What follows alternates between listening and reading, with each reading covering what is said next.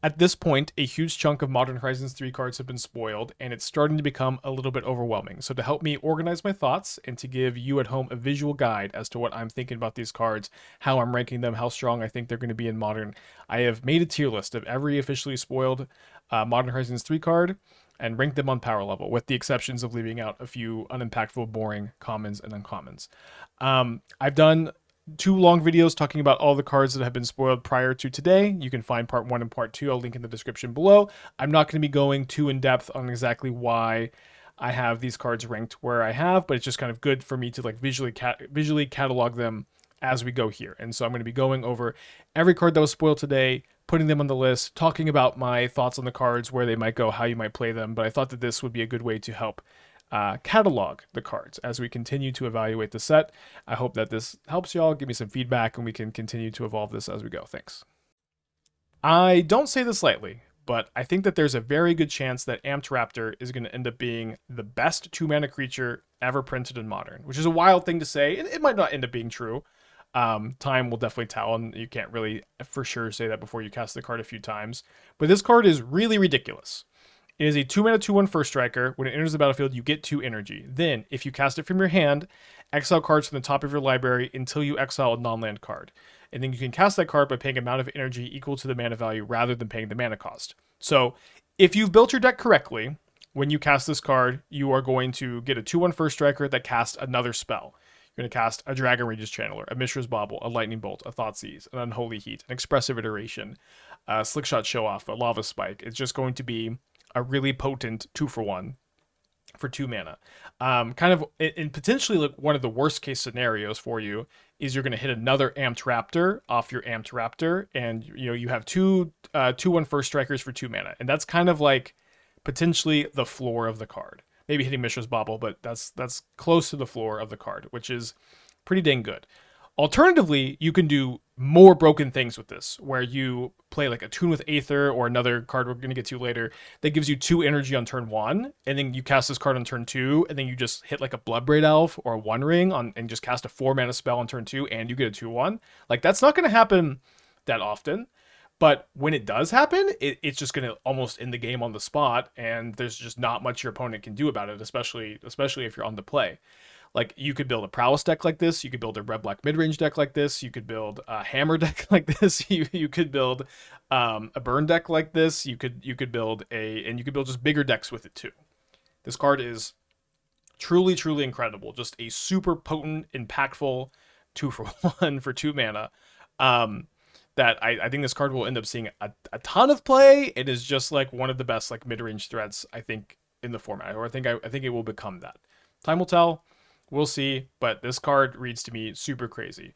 It is going into S tier alongside Ugin's Labyrinth, Flare of Denial, and Flare of Cultivation. For me right now, as far as cards have been spoiled, these 4 cards stand above the rest in power level and impact to the Modern format.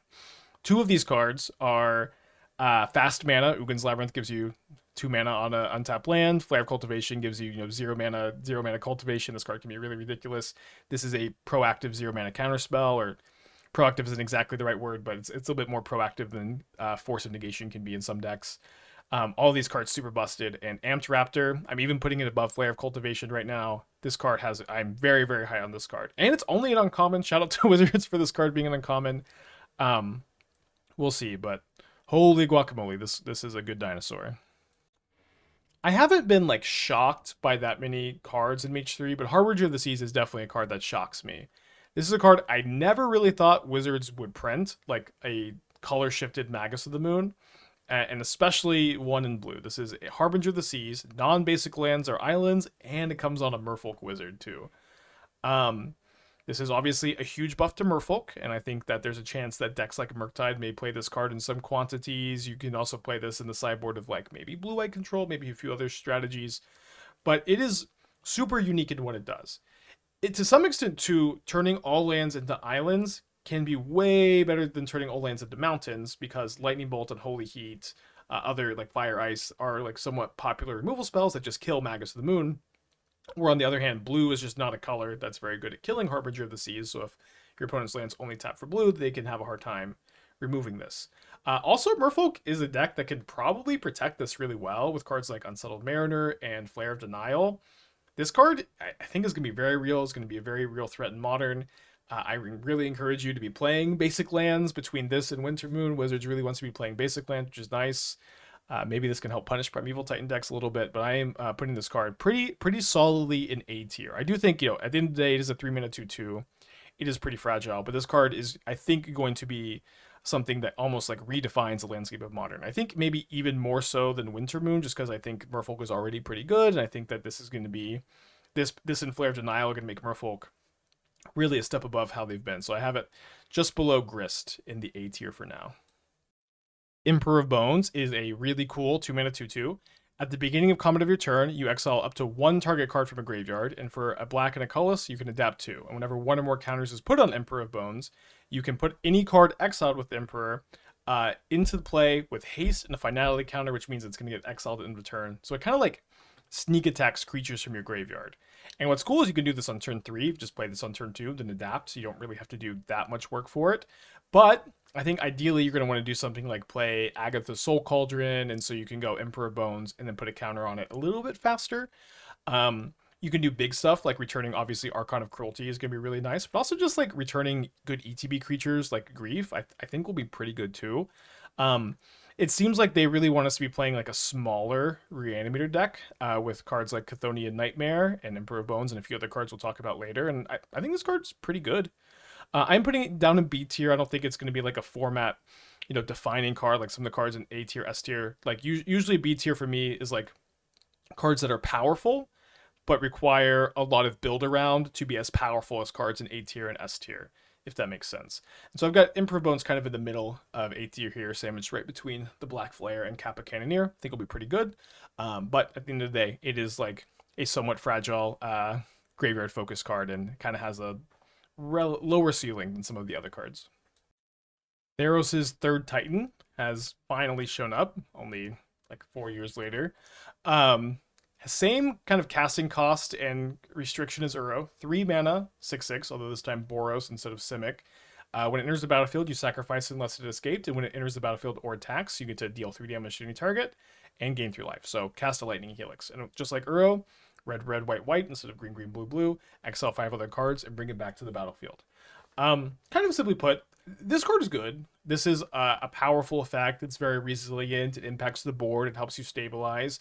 These kind of like big top-end cards that can remove creatures and gain you life and also are really resilient to black and red based removal. They're good. This card is also a big Boros card, and there really isn't a Boros deck that this card can go into.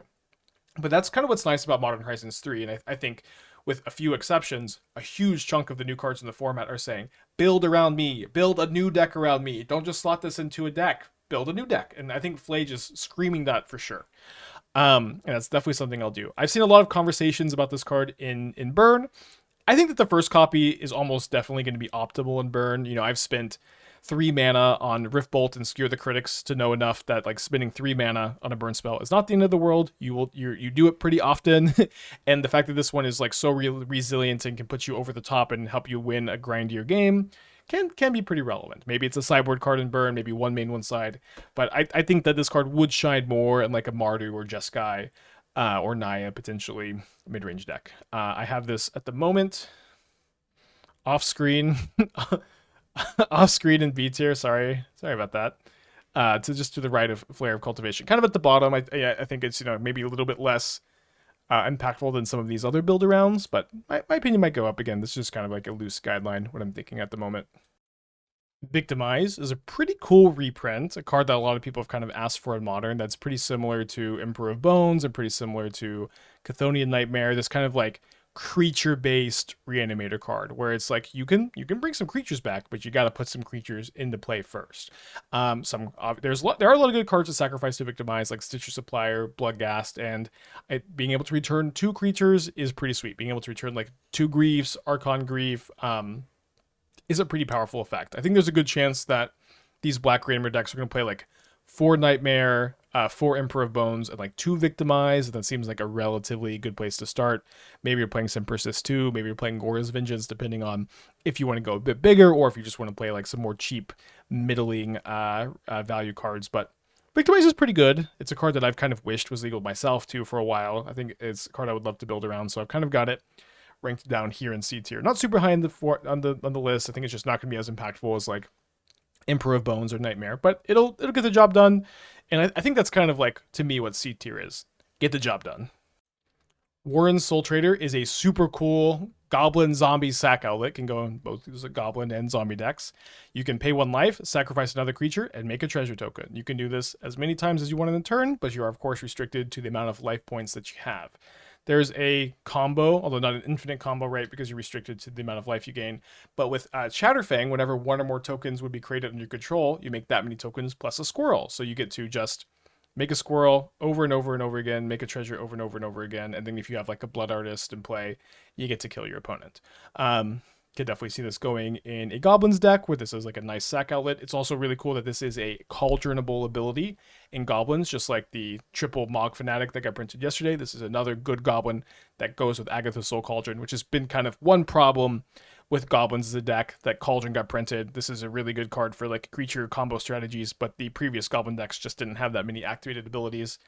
So another good tool like the triple Mog Fanatic, and could maybe do some cool stuff with Academy Manufactor. You know, I'm kind of always up for that. Have it kind of in the middle of C tier here. I think it's pretty good. Got a little bit of Overflare Fortitude, a little bit behind. One of my favorite cards, Deserted Temple. Could easily go up or down depending on how these decks shape up though. I sort of teased this card when I mentioned Amped Raptor, but we have like a blue Attune with Aether. It's an instant instead of a sorcery, and it draws a card instead of gets a land, but just like Attune with Aether, it's a 1 mana spell that makes 2 energy. This is really nice. There's some more energy cards we'll talk about later, but this card at the very least is going to see play with Amped Raptor, in my opinion, because Amped Raptor is just so good. You cast this card on turn 1, cast Amped Raptor on turn 2, and all of a sudden you can, up to any 4 mana spell in your deck can just be cast for free, which is very powerful. It's also possible that Aetherworks Marvel could see a little bit play in Modern. Kind of simply put, this can cast Emrakul for free, and that's always worth looking at. I kind of doubted. There's a lot of problems with Aetherworks Marvel, like Teferi and Karn, but I've always kind of hoped that there would be a playable Aetherworks deck, and this is at least a step in the right direction. This card is an incredible enabler. Incredible enablers, I usually like in C tier. Gets the job done, helps power up kind of the more powerful cards. These maybe don't get to shine as much, but it's like, because this card exists, Amped Raptor S tier card gets to shine even higher. Deep Analysis is a card I've had a lot of fun with in various cube drafts, a few different limited formats, and can see some Fringe play in Modern. I don't think it's a card you're going to put in too many decks. I think maybe it sees play in Dredge, but also like, could this really see that much play over any number of Ox of Agonis? Maybe. I don't play that much Dredge, and I'm not saying this on stream. Like, upgrades for Dredge are just kind of boring to me, because like, if you make the deck better, the games are still just not that interesting, because it's just all about like, did you draw Graveyard Hate, or could you just ignore the Dredge deck and you just say that for 2 out of 3 games? I think Deep Analysis could be more interesting paired with Falahi Archaeologist, or just like in a deck with a lot of incidental graveyard synergies that's looking for a card advantage spell. Could be kind of interested. One thing, I do a lot of building of decks in Modern, and there are not that many potent flashback spells, especially ones that are only 2 mana, and especially ones that give you card advantage. So definitely keep your eye on this card, but I think it's going to be a pretty Fringe tool, so I kind of have it in the middle of D tier here, sandwiched between Devourer of Destiny and Layla the Blade Forged. Another pretty cool cube card, Ophiomancer. I've definitely cast this card a lot. It's a card I really like. It's a card that is cool that you could cast it in Modern, and maybe one day there would be a reason to do so, and I mostly think maybe you could play it as a 1 of Court of Calling target in Yawgmoth, but you probably shouldn't, because it just is kind of weak and kind of fragile and kind of dopey. I have it really kind of lower in D tier, a card that I just don't really expect to make a lot of impact, and this is maybe even being a little generous, because I have a lot of good cube memories with the card. Wrath of the Skies is another really good energy card coming to MH3. It's kind of like Pernicious Deed, except it's playable because it doesn't cost billions of mana. For 2 mana, you can make X energy, then you may pay any amount of energy, destroy each artifact, creature, and enchantment with mana value less than or equal to the amount of energy paid this way. So for 2 mana, it kills Urza Saga and all of their 0-drops tokens, Ornithopter Midnights, which is kind of nice. But when you pair it with Tune the Narrative, all of a sudden this is 2 mana, destroy every, all these permanents, mana value 2 or less. Or if you spend 3 mana, 3 or less, cast 2. It's kind of interesting that we just got the mono white wear tear in the form of Requisition Raid. 2 mana destroy an artifact, 2 mana destroy an enchantment, 3 mana do both. But now we have that card in green, which is pretty interesting. This card is better though because it's an instant instead of a sorcery, and it has an extra mode of target creature gains hexproof and indestructible instead of putting a counter on each creature, which I think is marginally better. Kind of depends on what deck you're playing, but this card's pretty good disenchant. The fact that it's mono green matters a lot. There are a lot of good disenchants in the format, so it is competing with a lot of cards like Force of Vigor, Pick Your Poison, but there's a really good chance you do want to play this card instead. So nice enabler, nice tool piece, pretty solidly in C tier here. Argent Deus is a pretty weird 2 mana artifact. Enters with 2 oil counters whenever 2 or more creatures attack. You put an oil counter on this card, and then you can spend 2 mana, tap it, to remove 2 oil counters from this and exile another target non-land permanent its controller draws 2 cards. This card's weird. It's interesting, and it's kind of hard to evaluate. It kind of packs a punch already. You get to do this once, and then presumably you're trying to enable this more than you're trying to just be attacked by your opponent's creatures, but it's kind of cool. This card is also, I think, just too much mana, too slow, and also just your plays are too telegraphed with the card is kind of my initial impression. I kind of don't expect it to see any play, but because it's so weird and so hard to evaluate, like I'm not ruling out completely. So right now I have it right at the bottom of D tier. Just a little bit of a hope. Maybe there's a cool interaction, but right now I really just don't have any hopes for it. The good energy cards just have not stopped coming. We have Unstable Amulet. Enters, get 2 energy. Whenever you cast a spell from anywhere other than your hand, this deals 1 damage to each opponent. You might be wondering, well, how am I going to do that? And you're going to do that by maybe Aetherworks Marveling, but also just by tapping, paying 2 energy, and exiling the top card of your library. And you may play it until you exile another card with Unstable Amulet. So what's cool is, if you got 2 energy, you can basically tap this and draw a card. And it draws a card the turn it enters, so if your opponent kills it, you are just 2 for winning them. In that regard, it kind of reminds me of Up the Beanstalk, where it's like a 2 mana cheap card advantage engine that isn't a creature, so it isn't as fragile. And kind of worst case scenario for you, your opponent disenchants it, but they're going to spend 1 or 2 mana to do that, and then you're just going to get a card, which is a super clean 2 for 1. But if they let you untap with it, it's just going to take over the game. It does have deck building restrictions, like it's not exiling top card is not as clean of a card draw as just drawing a card, but this card's really good. I think it's going to go good with the red dino, and I have it right now at the new top of the C tier. C mostly because it just isn't quite as individually powerful as some of these other cards, but I think it's quite good, and I think there's a really good chance after playing with this card ends up shooting way up, but might also end up playing worse than you think. So top of C tier for now. We'll see how things develop. The Necrobloom is a really cool Abzan 4-drop. It has a landfall ability. Whenever a land enters the battlefield under your control, you make an 0/1 plant token, and then it is also just a Field of the Dead, which is pretty interesting. If you control 7 or more lands with different names, you make a 2/2 zombie. And it also gives all lands in your graveyard dredge too, which is pretty cool with cards like Besage You specifically. Also having 7 toughness. Notably, it is out of Unholy Heat range, which is super relevant. This card is much worse than Field of the Dead because it is a 4-mana creature instead of a land. And I think because of that, it's just really not going to quite make the cut. You also have to compare this card really hard to Omnath Locus of Creation. Like if you're going to play a 4-mana value 4-drop in Modern, Omnath just kind of is that guy. Omnath's that guy. Omnath just gives you that 4 mana right back. This card doesn't do that. It doesn't draw a card. It's slow. It does dodge Unholy Heat. It is good against red removal. It's bad against white removal. It's bad against black removal. It's kind of just you cast this card and your opponent kills you with Amulet Titan. Just probably not going to make the cut. But this card is really cool. I would love to be wrong. I'd love to play this card one day. And I might. So I've got it just in D tier, right above the dais. We will see if it ever gets to move up. Cephalid Coliseum is another reprint coming to Modern. I have a lot of fond memories playing with and against this in Legacy Dredge, and it'll probably be an upgrade to Modern Dredge, and I still think that's just not that interesting since games against Dredge are still not that interesting. But it's also a cool deck builder's toolkit card to have available to you in Modern. I think that it's just nice that one day you might be playing a really cool blue graveyard deck. You're like, oh yeah, Coliseum, I can add it. And I really appreciate cards like this being into Modern. I don't think it's going to be super impactful. It'll probably go in dredge. Maybe we'll go somewhere else. So I kind of have it here towards the bottom of C tier for now. Barbarian Ring, Colosseum's Red Brethren is also coming to Modern. We'll see if the rest of the cycle make it in. I'm not sure yet. They haven't been spoiled. But this card's pretty good. Deals 2 damage to your opponent if you have 7 or more cards in your graveyard. Burn will definitely play 4. Prowess will probably play some, but there's some tension because this isn't a mountain for Lava Dart. And it's just like modern power level Ramunap Ruins. I kind of have it in the middle of C tier. So that some of the cards are cut off.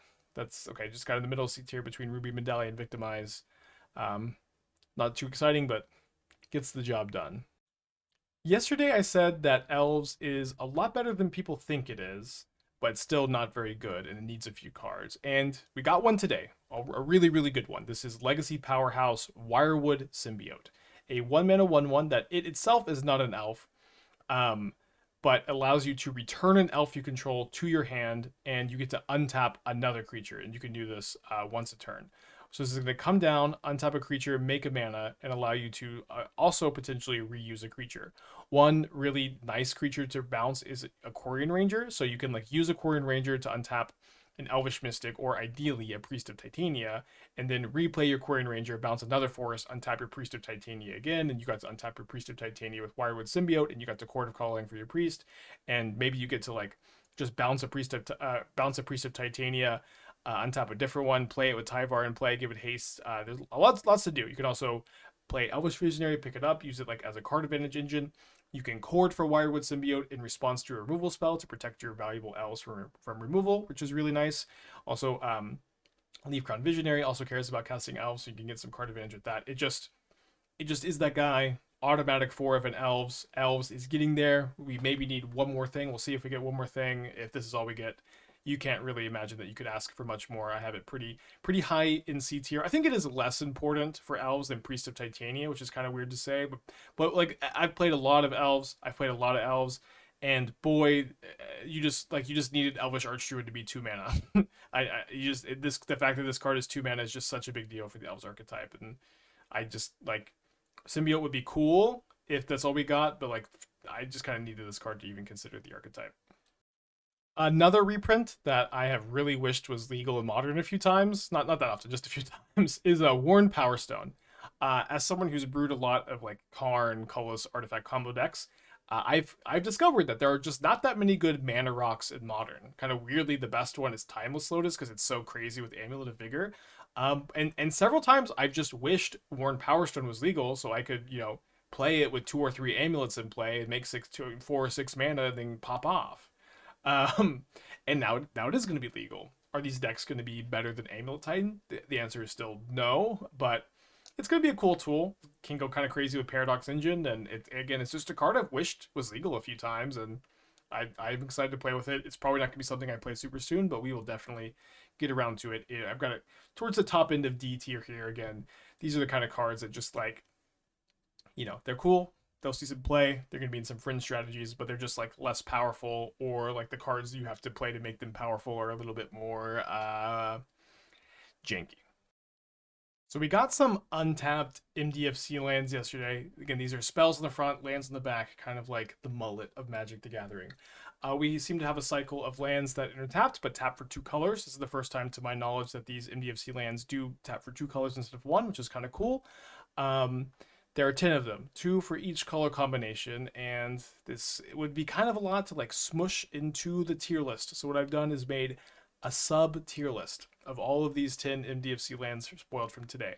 The best, I think, is Drowner of Truth. The backside is a blue-green land, and it is a 7/6 devoid Eldrazi, and if any colorless mana was spent to cast this, you also make 2 Scion creatures. This itself, not that good, but kind of nice that it's a big top-end card to play if you're flooded. But what's really good about this card is it's a land that you can imprint to Ugin's Nexus.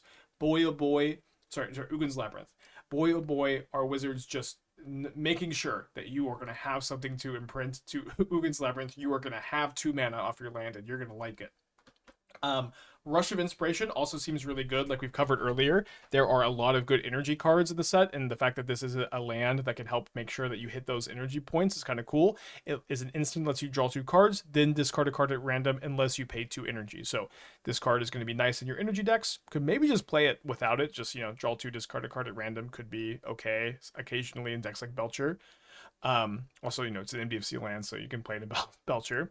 My favorite is probably Waterlogged Teachings. It is a mystical teachings without the flashback, but you can play it as a land, which makes it a lot better. Search your library for an instant or a card for flash, put it into your hand, then shuffle.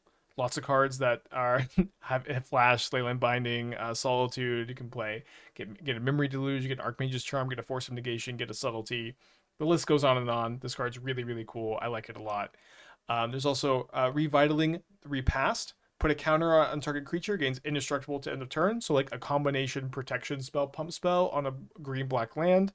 Sign me up. Could play this in scales. Could see this occasionally seeing some play as a protection spell. I think this one's one of the better ones. The ones that I think are just not quite as impactful are Legion Leadership. Until in a turn, double target creature's power and it gains first strike. Notably, maybe you could play this in Titan, but you can't search for this off of Titan. Like you would just have to have this already in play, then you could pick it up, then double power. So I feel like it is not going to make the cut, but I could be wrong about that. There's also Stomp that deals damage. A target creature you control deals damage equal to its power to target creature, planeswalker you don't control. So flexible removal spell. I don't really envision you playing this that often, but nice deck builders toolkit kind of card.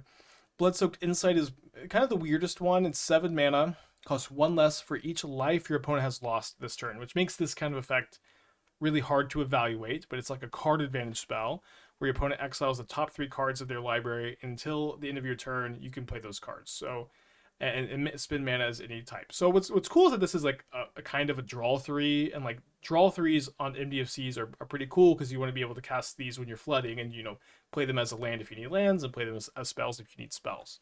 And it has a cost reduction, so that's kind of nice. But the problem is this card is kind of only going to do the thing when you're ahead, like when you're winning, like when you're dealing your opponent damage, then you get to cast this, and it's kind of sick. But these MDFC lands are kind of more like fail-safe cards, and you typically don't cast them when you're like curving out and you're doing your thing. So I'm like a little bit lower on it. Could end up playing pretty nicely. We'll see. We also have like an all that glitters. So enchanted creature gets +1/+1 for each creature or an enchantment you control. Wait, each creature and enchantment? So it's better than all that glitters. It counts creatures too. Okay. But it costs 1 more mana, but it's also a land. The problem is all that glitters, ethereal armor. These cards are bad, but if I ever played Boggles, I probably have 4 of this card in my deck, so maybe it's better than the others because it kind of just clearly goes in a deck, but Boggles is so bad, I just don't know. And these 2 I think are just kind of completely unplayable. Glasswing Grace, 5 mana, enchanted creature gets +2/+2 flying lifelink. Not playing this outside of Belcher or Oopsal spells ever. And then Suppression Ray. Tap all creature target players controls. You may pay X energy and then put X stun counters on those creatures. In limited, sure, this card's probably great. In modern, I cannot imagine ever putting this into my deck. So these are all of the dual MDFC cards. There's a lot of them, and I've sort of kind of smushed them lazily in between B and C tier. Let's keep going. We've got Strix Serenade, which is kind of a cool variation of Swan Song. The art is also like really referential, which is nice. Instead of countering any enchantment, instant, or sorcery, this counters artifact creatures or planeswalkers. And your opponent still makes a 2/2 bird. These kind of effects are almost always unplayable in modern. I don't think this is an exception to that. The fact that like you just have such premium access to counter spells, like you have Stern Scolding, you have Ceremonious Rejection, you have Flusterstorm, you have Spell Pierce, you have Nyx, you have Spell Snare. There's just so many good 1-mana counter spells that don't give your opponent a 2/2 bird. Swan Song is awesome in Commander because you give your opponent a 2/2 bird and your opponent just even forgets it's there. Life totals are 40. People sweep the board all the time. 2/2 bird, that's nothing. 2/2 bird in Modern, that's a card. That's a card that will kill you a lot of the time. So just like Swan Song sees almost no play, basically no play, I expect that Serenade will see no play, and I am awarding it an F tier. And that about brings us up to speed for today. I'm going to do my very best to stay on top of these spoilers with these YouTube videos. There's a lot coming out. It's pretty time consuming, but I am very interested in trying to catalog these cards as they come out, rank them for you, and try to maintain this visual list as we go. If you want to see this whole tier list kind of posted out in a more clear, stable form, I'm going to post it over on twitter.com under my Aspiring Spike handle. I'm going to link that in the description below, and I'm also going to link the first and the second video in this Image 3 spoiler series in the description below. Thank you so much for watching this far. I'll see you on stream. I'll see you on YouTube.